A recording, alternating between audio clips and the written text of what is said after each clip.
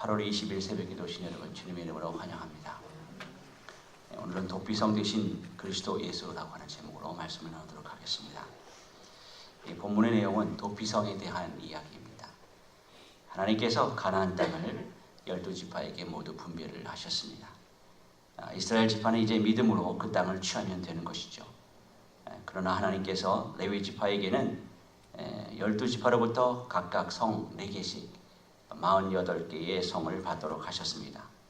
다시 레위 지파에게 12지파를 위하여 48개의 성 가운데 6개를 도피성으로 열어놓게 하셨습니다. 요단강을 기준으로 요단 서편과 동편에 각각 3개씩을 지정하십니다. 하나님께서는 출애굽한 이스라엘 백성들을 시내산에 산으로 이끄셔서 모세를 통하여 십계명을 주십니다. 하나님께서 십계명을 주신 뒤에 여러 가지 규례들을 정하시는데 그 가운데 하나가 바로 도피성이었습니다. 오늘 본문 1절에서 6절의 말씀을 보시면 이스라엘 지역에 도피성을 세우라라는 여호와의 말씀입니다. 이제 이미 모세에게 명하신 것을 가나안 땅을 정복한 여호수아에게 또 말씀하십니다. 도피성에 피할 자와 그에 대한 처리를 말씀하고 있습니다. 7절에서 9절의 말씀에서는 도피성의 구체적인 이름들이 나오고 있죠. 자, 이런 성읍은 다 레위인의 성읍입니다. 자, 이 성읍을 세운 이유는 부시 중에 살인자가 도망하여 회중 앞에 설 때까지 그곳에 살게 하기 위한 것입니다. 도피성 역시 이스라엘이 가나안 땅에 들어가서 살기 전에 말씀하신 규례죠. 가나안 땅을 정복하기 전에 그 땅을 분배하고 그 땅에서 어떻게 살아야 하는가를 말씀하시는 것은 어떤 원칙이 세워진 삶이다라고 하는 것을 의미하고 있는 것입니다.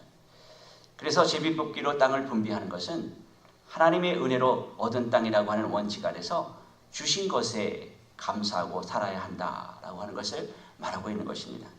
마찬가지로 도피성 역시 이스라엘 안에 어떤 원칙을 말해주고 있는 것입니다. 그러면 도피성은 어떤 원칙을 말하고 있는 것입니까?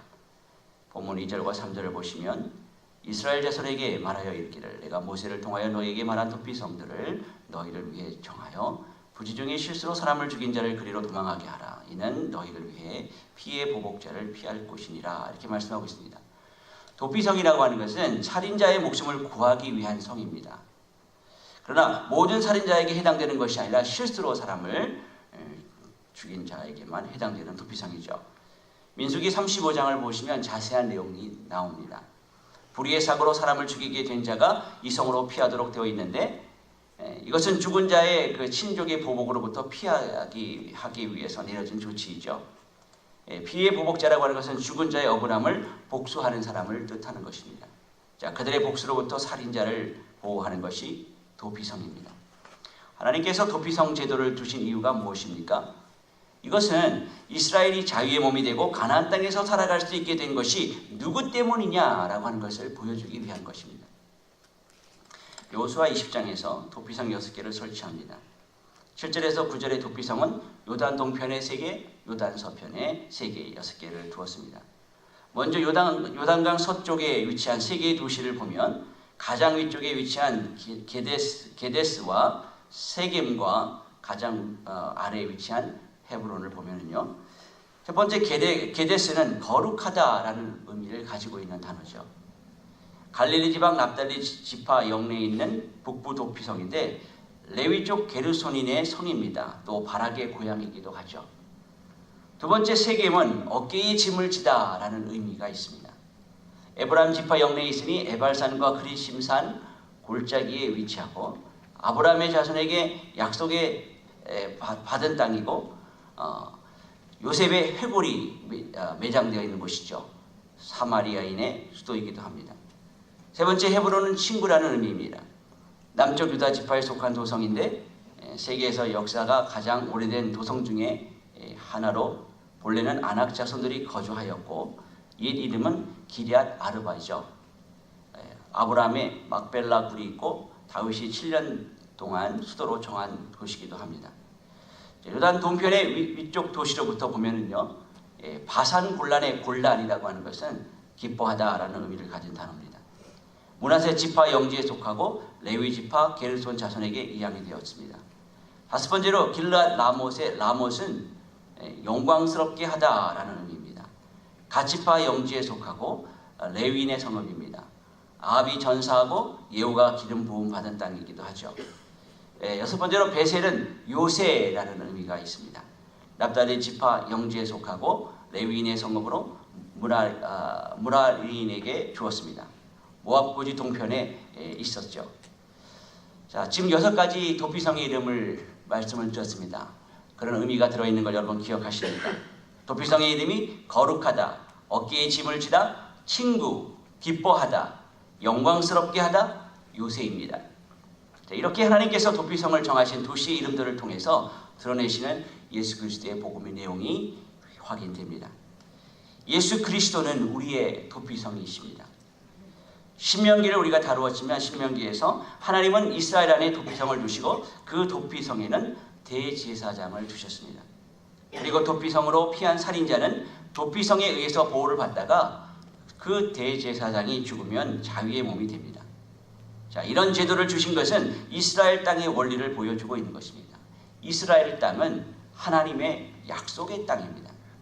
그러므로 무죄한 자의 피를 흘리면 땅이 더러워지는 것이죠. 부지 중에 살인한 것은 그가 죽을 만한 일이 있기 때문입니다. 자, 이것을 하나님께서 심판하시는 것으로 받아들여야 하는 것입니다. 그런데 그렇게 부지 중에 살인한 자의 피를 흘리면 그것은 억울한 피가 되기 때문에 약속의 땅이 더럽혀진다는 거예요. 도피성에 대해서 2가지 의미만 오늘 살펴보도록 하겠습니다. 첫 번째는 부지 중에 살인한 자가 피하여 제사장이 죽을 때까지 그곳에 있어야 합니다. 제사장이 죽으면 자위의 몸을 얻고 자기 땅으로 돌아갈 수가 있습니다. 자, 이것은 제사장의 죽음으로 그 죽임당한 자와 죽인 자의 모든 부족함을 담당하는 것입니다. 그러므로 이스라엘 땅이 유지되고 있는 것은 제사장의 희생으로 유지되는 땅임을 보여주는 것이죠. 두 번째는 억울한 피를 흘리지 말아야 할 성읍이 너무 많은 억울한 피를 흘렸습니다. 누가복음 11장 50절의 말씀을 보니까 이렇게 말씀하고 있습니다. 창세 이후로 흘린 모든 선지자의 피를 이 세대가 담당하되 곧 아벨의 피로부터 제단과 성전 사이에서 죽임을 당한 사가랴의 피까지 하리라. 내가 너에게 이르노니 과연 이 세대가 담당하리라. 이렇게 말씀하고 있습니다. 약속의 땅에 의인의 피를 흘렸습니다. 이로 인해서 땅이 저주를 받았습니다. 자, 이 땅이 이런 땅에서 도피성이 어디입니까?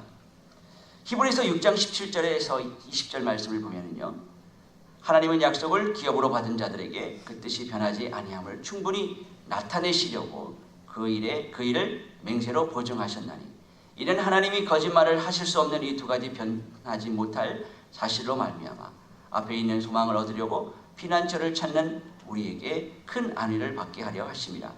우리가 이 소망을 가지고 있는 것은 영혼의 닷 같아서 튼튼하고 견고하여 휘장 안에 들어가나니 그리로 앞서 가신 예수께서 멜기세덱의 반차를 따라 영원히 대제사장이 되어 우리를 위하여 들어가셨느니라. 이렇게 말씀하고 있습니다.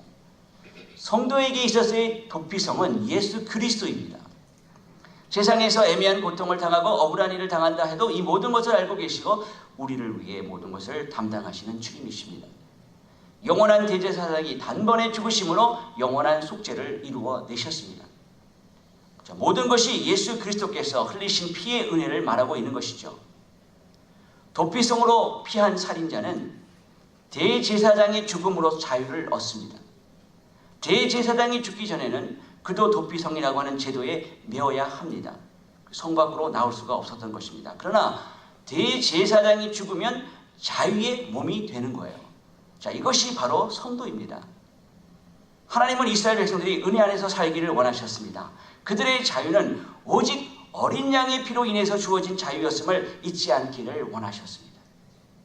이스라엘 역시 하나님의 장자 재앙에서 죽어야 할 자들이었지만 문설주에 바른 어린 양의 피가 그들을 죽음으로부터 보호했습니다.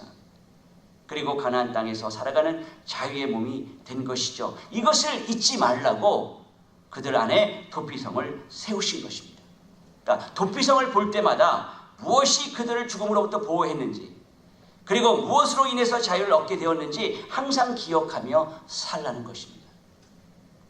피해 보복자의 손에 의해서 죽임을 당해야 할 자신이 도피성 때문에 보호를 받고 또 제사장의 죽음으로 인해서 자유를 얻었다라고 하는 것은 놀라운 체험이 아닐 수가 없는 거예요. 도피성은 불쌍히 여기는 성입니다. 하나님의 긍휼함을 나타내시며 또한 하나님의 백성이 어떤 존재인가를 배우는 곳입니다. 불쌍히 여김으로써 죽임을 당해야 할 자가 보호를 받는 것입니다. 우리 역시 주님의 불쌍히 여기심으로 새로운 생명을 얻은 자들 아닙니까?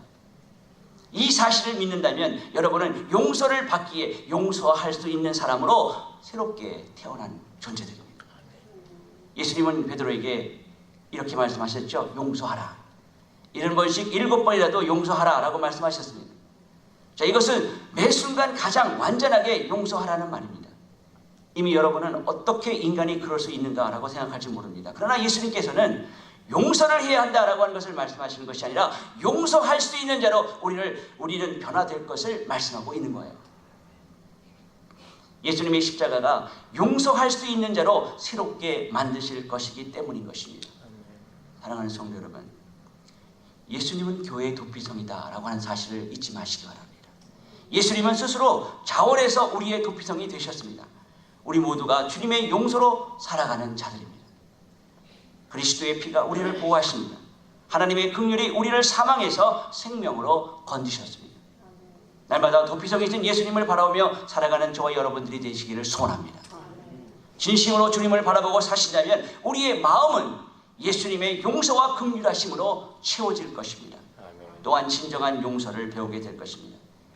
여러분들이 주님을 바라보며 살아가는 그 증거는 우리의 삶에서 어떻게 나타납니까? 형제 자매 안에서의 삶에서 부딪히는 관계 안에서 내가 용서받고 서로 사랑하며 용서로 나타날 것입니다. 용서를 받은 자만이 진정한 용서를 할 수 있음을 기억하시기 바랍니다. 이 일이 우리의 삶에서 연습되는 거예요. 하나님이 허락하시는 이 세상에서의 성도가 경험하는 삶입니다. 성도의 만남은 그래서 늘 귀한 거예요. 서로를 만날 때마다 고마워하시고 사랑의 미소를 전해주시기 바랍니다. 문제가 생겨서 꼴 보기 싫고 미움의 대상이 아니라 사랑과 용납의 대상이며 성도의 삶에서 신앙의 성숙의 장임을 기억하시고 감사하는 여러분들이 되시기를 소원합니다. 자, 이곳에서 하나님 나라의 법으로 치료함을 받는 삶을 살게 될 것이기 때문에 그렇습니다. 오늘 하루도 내가 주님을 바라보며 사는가를 우리의 삶의 현장에서 확인하시기를 바랍니다. 아멘. 내가 알든지 알지 못하든지 지었던 그런 모든 죄를 지어서밖에 없는 그런 연약한 나를 용납하시고 나의 도피성 대신 예수 그리스도만 바라보며 서로를 용납하고 사랑하며 격려하며 품어주는 우리 공동체가 되시길 예수 그리스도 이름으로 간절히 축원합니다. 나의 도피성이 되신 사랑하는 주님, 이 새벽에 동안 은혜를 기억하게 하신 주님 참으로 감사합니다. 주님이 아니었다면 벌써 죽을 수밖에 없는 존재이고 또한 이 세상 살면서 그리스도인으로서 억울하고 마음 아픈 일을 당할 때에도 주님이 나의 위로 되시니 감사를 드립니다. 평생 주님만을 찬양하며 살 수 있도록 인도하여 주시옵소서. 오늘도 내가 억울한 일을 당한다 할지라도 슬퍼하지 아니하고 나의 주님 한 분만으로 만족합니다 라고 하는 그러한 고백을 드리며 살아가게 하여 주시옵소서. 주님 사랑합니다. 주님께 사랑과 감사의 기도를 드리시기 바랍니다. 교회의 억울한 일을 당한 지체의 산성이 되신 주님, 죽을 만큼 어려운 분이 계십니까? 이 새벽 말씀으로 회복되게 하시고 살아나는 여러분들이 되시기를 바랍니다. 여러분의 삶에 어려움과 아픔과 연약함이 있습니까? 회복을 위해서 여러분 간절히 기도하시고 교회가 가야 할 그 길을 위해서 기도하시고 우리 연약한 성도들을 위해서도 여러분 기도하시고 평안히 돌아가시기 바랍니다.